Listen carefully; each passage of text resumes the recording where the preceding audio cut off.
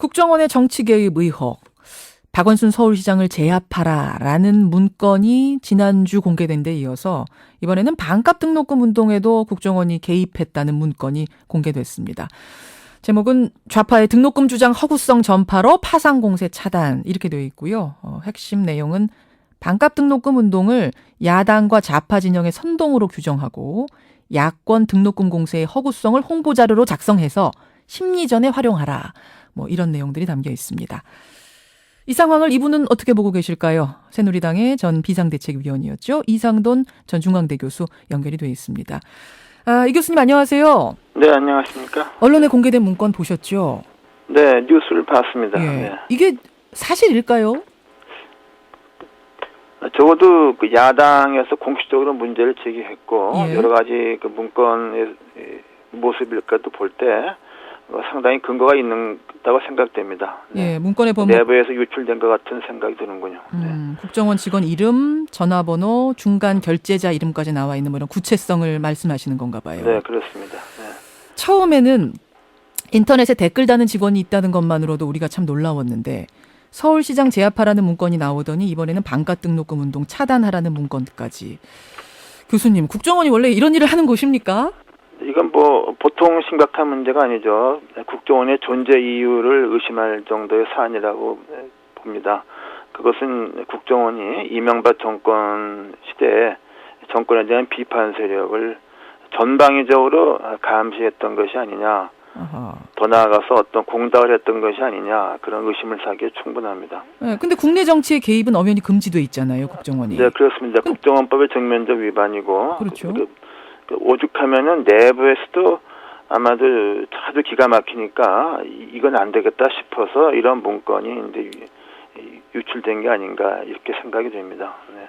국정원 내부에서도 부글부글 끓다가 이건 아니다 해서 바깥으로 새 나간 거다, 문건이. 제가 그렇게 생각이 들지 않습니까요? 정상적인 국정원 직원이라면 그런 지시에 그냥 호응하겠습니까? 그렇지 않지 않습니까? 네. 그러면은 왜 원세훈 전 국정원장은 뭐 때문에 금지되어 있는 이런 일을 내부의 반발에도 불구하고 예상대로라면 추측대로라면 왜 이런 일을 했다고까지 생각이 가능할까요?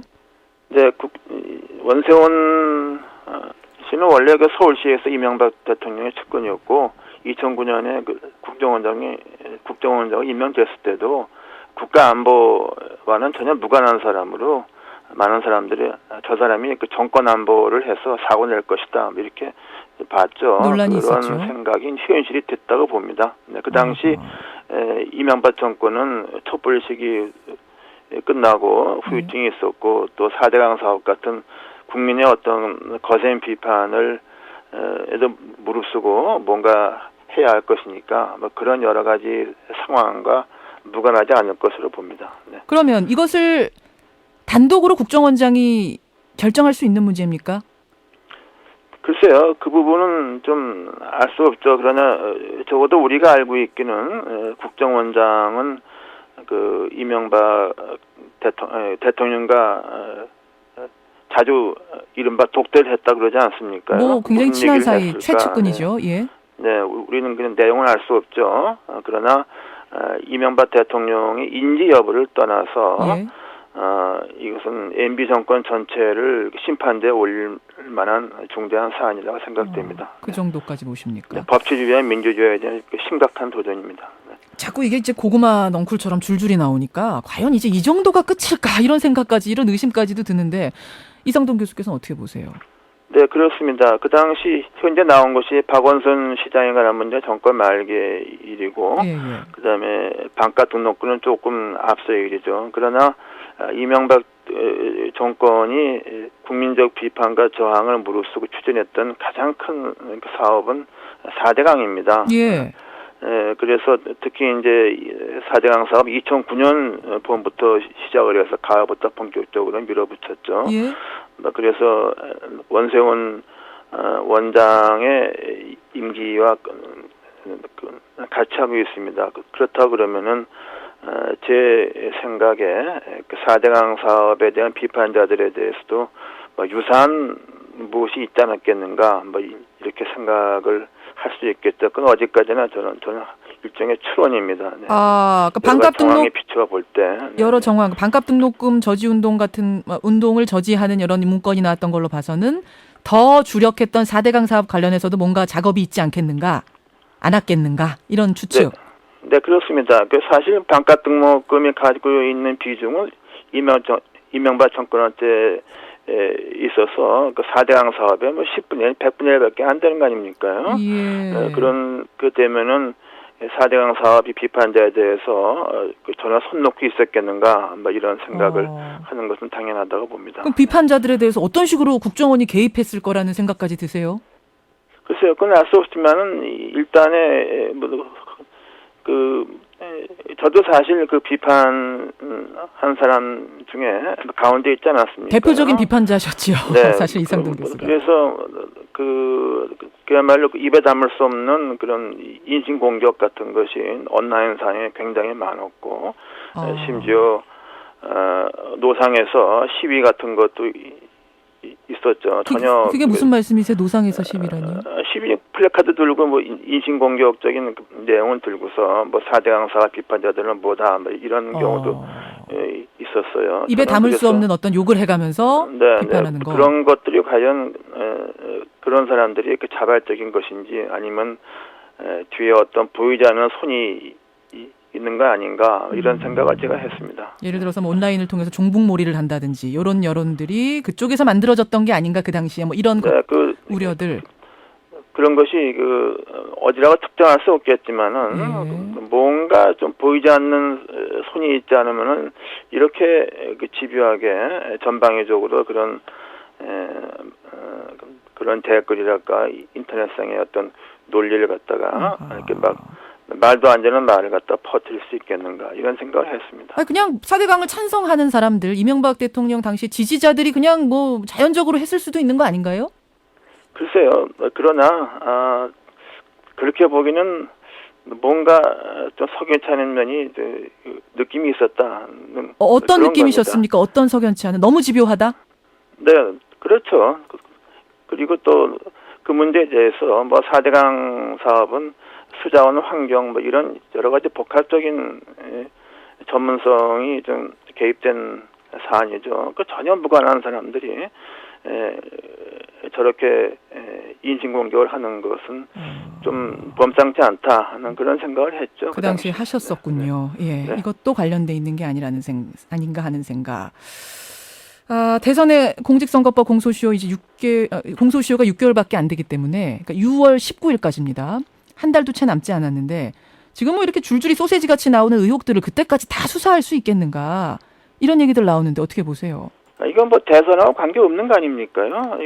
아니 정치 개입을 해서 대선까지 영향을 주었으면 이거는 공직선거법과 연결되는 거 아니냐 뭐 이런 주장들 나오는데요.